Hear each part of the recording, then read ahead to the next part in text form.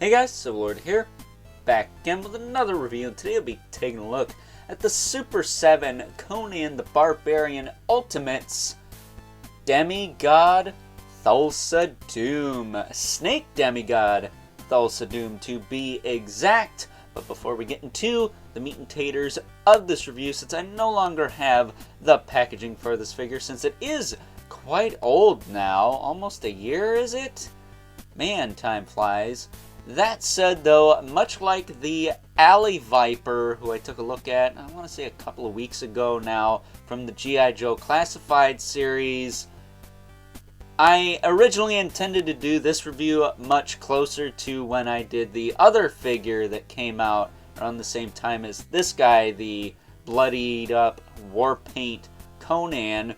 Much like the Alley Viper, I intended to do that review a little bit closer to when I did the Cobra Bat, but scheduling and time and my patience just weaned and he got put on the back burner, unfortunately. So here we are. I figured since I already looked at another Super 7 Ultimate in the Mumra figure from the Thundercats line, I'd double up and do another one because I really like the Super 7 product. You know, say what you will, but I think for the most part, they need to get the articulation straightened out and maybe have someone who works on articulation actually implement it. But other than that, I really do enjoy these figures and all their accessories. So I guess without further ado, why don't we talk about some of those? Because this guy has a decent spread. First and foremost, he comes with a pair of praying hands.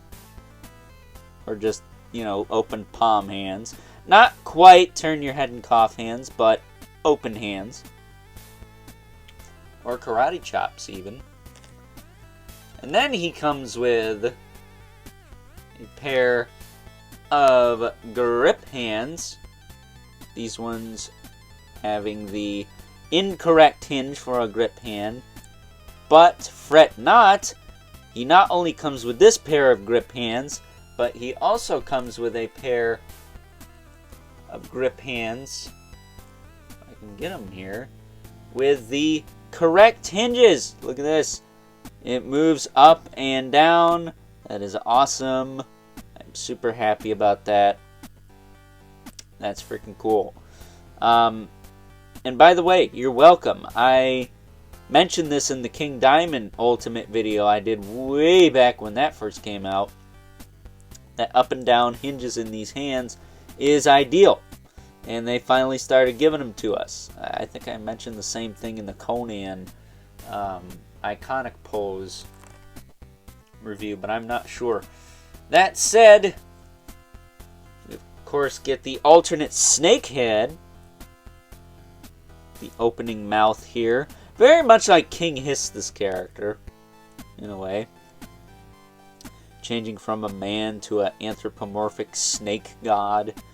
But I'm probably going to display this guy with this head just because it's different. I like it more. And it's got the hinge mouth, so it has a little bit of added character. But if you want to go full bore with the snake thing, he does come with this little snake slithering, I almost said crawling, not in my skin like Linkin Park, but slithering out of his hood there. You can just plop this on the shelf. It's a nice little display. It's cool, you know. I don't know if I'll use it per se. I guess if I have the shelf space, I will. But we'll see. He also comes with the ceremonial dagger. Not to be mistaken by the one Anton LaFay uses. There is a video of that on YouTube, and it is quite the visual experience. I highly recommend it. But if you're interested in like the occult and stuff, I guess. But it's a really cool dagger. I have this with the Warlord one already, so I don't know if I'll use it with him. But he does come with a bow with a string on it. Let's see here. Boo, boo, boo. And a little snake arrow that you can draw back and fire if you're a maniac and want to lose your stuff. But yes, this is literally a straightened out snake arrow. Like a legitimate snake. There's a little head on the end there. But yeah, I really like this. Other than that, though, that's your lot. He does come with a medallion. You know, when you pop the head off, be careful with that. You don't want to lose it. Sorry, I had a brain fart there. But taking a closer look at good old James Earl Jones. Not a lot of figures of James Earl Jones. Unless it's Darth Vader. Not even sure if there's a Mufasa one. There's gotta be, right? Lion King's like the most popular Disney movie ever, unless you count that dog crap live action remake. That's the hottest of hot garbage. Either way, James Earl Jones, one of the greatest American actors of all time. He's American, right? I hope so. I don't want to... But, side note, if I had my will and, you know, my own original intellectual property, Blade Killer, came to life on the big screen, James Earl Jones would play Blade Killer's father, Lord Hellraiser, the king of the underworld, and the grandson of the devil. So, there you go. Nobody cares. Either way, I really like this figure. I think the soft goods are on freaking point. I don't know if this is C. Jessam, but if it is, you know, kudos. We're used to seeing his work with Mythic Legions, but this is a nice kind of silk robe. Like, it feels so nice. And then he's got like this kind of mesh net cape on his back here. Which is pretty well done as well. And then he's got this piece up here, this upper piece, which isn't silk. And it's not pleather, but it kind of feels like one of the two. Maybe it's pleather. And of course, you got the plastic hood, which I think is fine. It's matte, it's not shiny, it's not glossy, and it blends in with the rest of the robes just fine for me. So I'll take that. You got the medallion around his neck there, which is on a thin, kind of rubbery string there, so be careful with that. You don't want to snap and break that, because that would be a bad day, because I don't know if you could still get this guy. Either way, as far as articulation goes, it's your standard Ultimates fare. He's got the swivel side to side. He's got a little bit of up and down, a little bit of tilt. No, not any tilt, actually. Shoulders can go out as far as the robe will allow. Back down, forward and back. He's got a bicep swivel, double jointed, single jointed elbow. Super 7 don't do that crap. He's got a swivel in the wrist with a hinge. And he's got the little snake armor pieces from the Warlord version. Like, his whole arms are actually armored up there. I don't know if his torso is. I assume it is, but I'm not positive. There's like a little, what is that? Sticking up there. It's like something tucked into there. That's weird. That must be part of his skirt down there. Huh. No, I'm not sure what that is. Either way, he's got the Warlord parts going on for the majority of his body. And really, they could have just used like the naked buck, like they do with the Conan, for this particular version of Thulsa Doom, because for the most part, I think he's just wearing a robe. But I do kind of like the armor underneath. I think that's a cool look. I just wish more of it was exposed. But that's probably just how the movie design is. If I didn't say it, though, he does have a swivel and hinge in the wrist. And I believe he was actually packaged with like the open prey palm hands. But I have the fists on him because I like the fists. The fists are fun. You could sock someone in the nose with those. His ab crunch works. Goes back about that far. Yeah, I don't know what's going on with that. There's like a piece sticking out here. I wonder if that's a wrinkle or if that's a piece of rubber I need to relocate. He's got a very Motu Classic style belt that clips onto the back here. So I may actually pop that off and see what's going on here. I think I need to swivel something into place because this feels like it should be centered, and it's not. Unless this is the robe, and that's where it connects. We'll find out. I'll find out when I finish this here. But he does have a waist twist, but oh, there we go. It's just a little stuck. He's got a waist twist, works fine. He's got forward and back in the hip. He's got out. He can do the splits. Almost better than freaking Spider-Man. He's a dude in a robe and armor. So, you know, you don't need a freaking drop down hip to get all the range, people. Just don't. He's got a thigh cut that's freaking solid. He's got a single jointed knee. I think he's got the swivel. Yeah, he's got the swivel up here, but you're not going to get much out of it. He's got the swivel right below the knee there. And then he's got a hinge in the foot with a rocker. And peg holes at the bottom of the feet. And his little snake demigod toes is peeking out there. So, really cool release. I think I still like the Warlord version more. I just like that armor design. I think it's awesome. And you can't beat an Overlord looking character, can you? See what I did there? Probably not. Either way, if you like Conan, this is a definite must-have.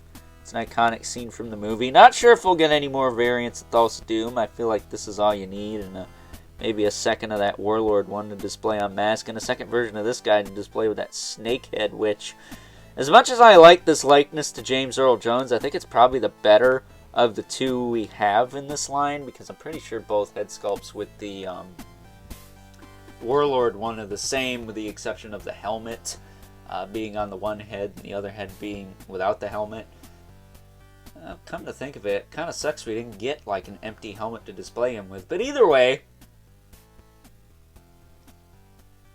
I really like this figure, and I am very happy to be adding it to my Conan collection. Though I got to play a little bit of catch up. I don't have the war paint / bloodied up Conan. I did review it, but that was my dad's.